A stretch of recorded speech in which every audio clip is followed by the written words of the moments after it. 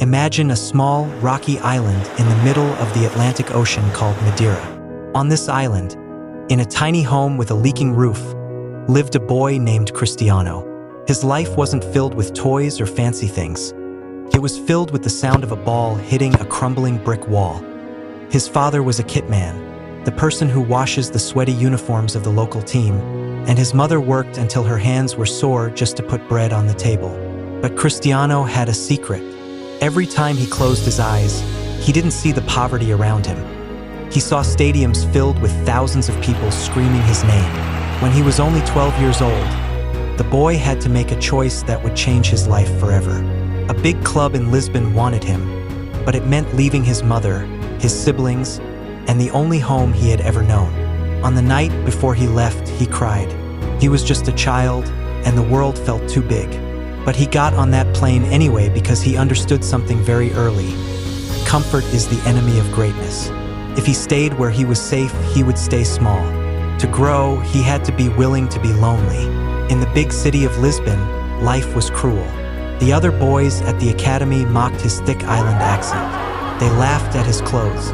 They called him the crybaby because he would burst into tears whenever he lost a match.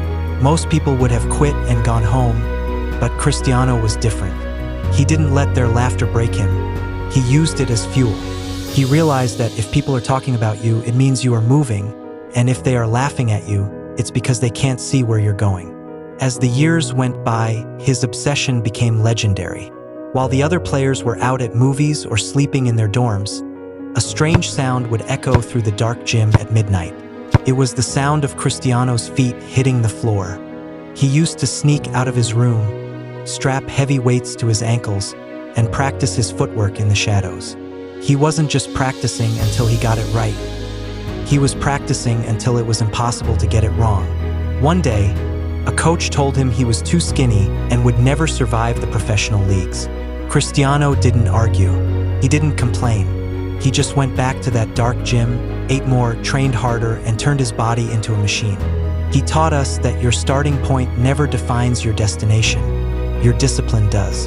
When he finally made it to the world stage with Manchester United, he wasn't just a player, he was a force of nature. He was the first person at the training ground every morning and the last to leave every night. He treated every practice like it was a World Cup final. Even after he became a millionaire, even after he won the biggest trophies in history, he never stopped. He understood that success isn't something you own.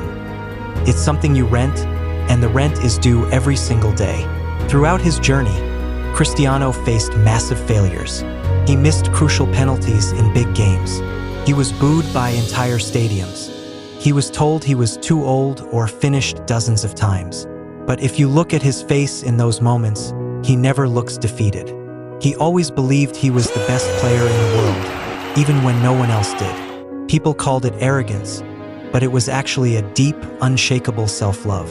He knew that if you don't believe in yourself, the world will never bother to believe in you. The story of the boy from Madeira is a story for all of us.